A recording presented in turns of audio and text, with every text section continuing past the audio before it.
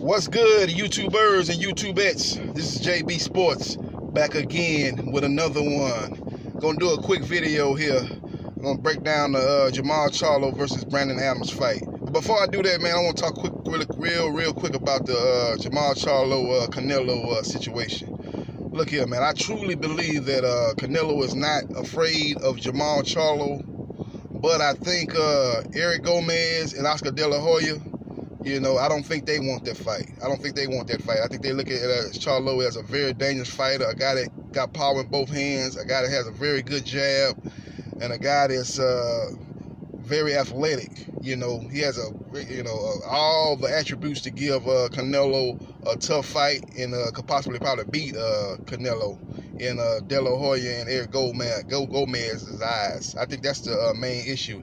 Now, what Charlo probably should have did was he probably should have bum rushed one of Canelo's press conferences like Lara did and got in Canelo's face and challenged Canelo. I think then Canelo maybe would have went to Eric Gomez and Oscar De La Hoya and told him to make the fight, because when he's shown in the Lara fight that he is the he is running the show basically. He has final say. If Oscar and Eric can suggest things, they could try to guide him in certain directions in certain fights, but he is the final determiner as far as who he fights. And I think Charlo missed the boat on that. I think he should have bum rushed one of his press conferences. He should have, like the last press conference when he fought Jacobs, he should have bum rushed that press conference, or he could have bum rushed when he fought Rocky Field. In any one of the last two press conferences, Jermall Charlo should have bum rushed the press conference and challenged Canelo's manhood.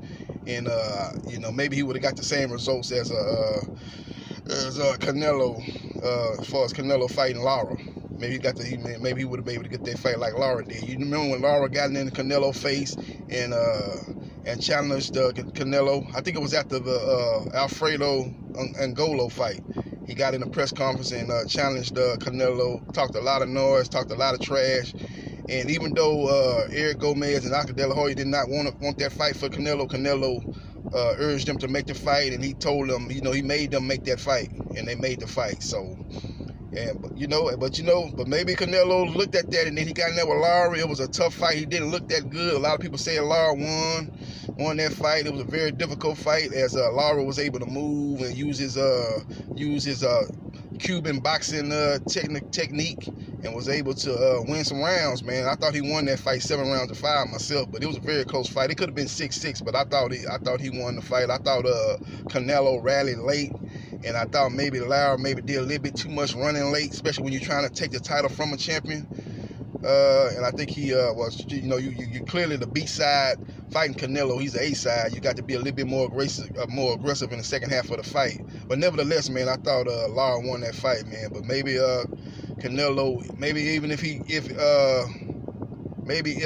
if Charlo did get in his face, maybe Canelo looks back on that Lara fight and said, well, man, I bucked De La Hoya and Gomez and took that fight. And you saw the results, man. It was a very controversial win. So maybe he wouldn't have took that fight anyway. But I still should have been up on Charlo to do what Lara did. If you really wanted to make the fight, you've got to exhaust all avenues. You got to put the pressure on Canelo. You look at Antonio Tarver. He got in the press conference when he won the Roy Jones fight after Roy Jones beat John Ruiz for the heavyweight belt. He got in the press conference, talked a lot of trash, called Roy Jones a sucker, and Roy Jones fought him his next fight, back down to light heavyweight and fought him, and it was a very, very good fight. People thought Tarver won the fight, and Tarver went on to win the second and third fights. So, that's what Charlo, you got to do, man. If you want to fight, man, you got to make the fight, man. You got to talk a lot of trash, man. It's not like it's not in Charlo's personality. He does, they call him Lions Only, him and his brother. He's not as flamboyant, he's not as trash talkative as his younger brother is now. But a couple of years ago, Jermall Charlo was just like his younger brother Jermall. He talked a lot of trash. He got into it with a lot of fighters at press conference. He needs to go back to the old Jermall Charlo. I know he's got a family, wife, kids. He's kind of matured and mellowed out a little bit. But when you want a big fight, a big payday, a legacy fight, you got to exhaust all measures, man. And that's what he should have did. He should have challenged Canelo in one of those press conferences. But quick thing, man, before we get up out of here, let me break down this this Jermall Charlo versus Brandon Adams fight. It's gonna be here in Houston, Texas, my hometown. Should be a good fight. I'm gonna be at the fight, man, and we're gonna check it out, man. It's gonna be a good fight, man, up at NRG Arena. We'll see what's happening, man. JB Sports. If you see me, man, say hello, man. I'm be at the fight, man. It's gonna be a real good fight, But as far as the fight goes, man, I think the key to the fight is Jermall Charlo's jab. He's got one of the best jabs in boxing. I looked at some Brandon Adams, a fight he fought against Willie Monroe Jr. That was back in 2014. He's a very technically sound fighter. He's an aggressive fighter because he's a short fighter, but I'm not gonna say he's an aggressive fighter, but he's a pressure fighter. But he kind of lacks aggressiveness. And I noticed in the Willie Monroe Jr. fight he didn't put that immense pressure on Willie Monroe Jr. He allowed Willie Monroe Jr. to kind of use his jab, use his combinations, circle the ring, and he wasn't able to cut off the ring consistent enough. He did it in spots, and when he did do it, he did a good job of going to the body, catching Willie Monroe Jr. with the left hand, and he was aggressive in spots, but he was very when he was attacking Willie Monroe Jr., he was very defensive responsible. He didn't want to just rush in and take 2 or 3 punches to get in. But what he was doing was he was getting pot shotted from the outside with Willie. Willie was pot shotting from the outside. So he's gonna have to make a decision in this Jermall Charlo fight. Hopefully, like I said, that Willie Monroe fight was 5 years ago. I think he's got probably more aggressive. And he know this could be maybe his final chance at winning a major title, fighting in a major fight. So I think he's going to be a little bit more aggressive than he was in the Willie Monroe Jr. fight. But I think the key to it is Jermall Charlo is way better than Willie Monroe Jr. as far as power. Technical, he's on par with Willie Monroe as far as technical skills. He's got a good jab. Willie has a good jab. He's probably not as slick as he's probably not as defensive as Willie Monroe.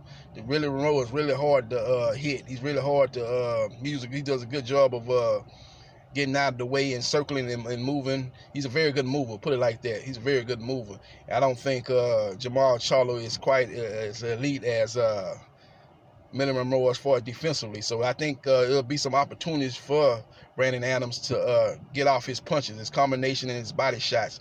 But he's going to have to be way more aggressive than he was in the Monroe Jr. fight. We'll see what happens, man. But I think the difference in the fight will be, I think Jermall Charlo will set up the jab, and I think he will set up the right hand, and I think he will catch Brandon Adams with a lot of power shots. But Brandon Adams has a very good chin. I don't think he's ever been knocked out. You know, he was in there with Willie Monroe Jr. Willie Monroe Jr. is a light hitter. He's not a powerful puncher. But I don't think Brandon Adams has been stopped in his career. I think his one loss, his one loss was to Willie Monroe Jr. back when Willie Monroe Jr. I believe was undefeated. But I think his size being short is going to be to his detriment, especially if he's on the outside. I think the key to the fight, like I say, is Jermall Charlo's jab. He's got a great jab in his combinations. Great right hand.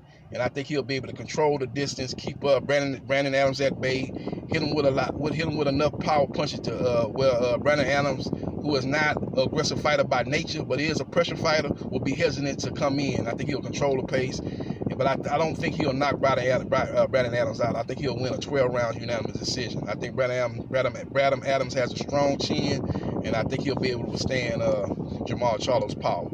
So I got Jermall Charlo by 12-round unanimous decision. This is JB Sports, the man, the myth, the legend. I holla.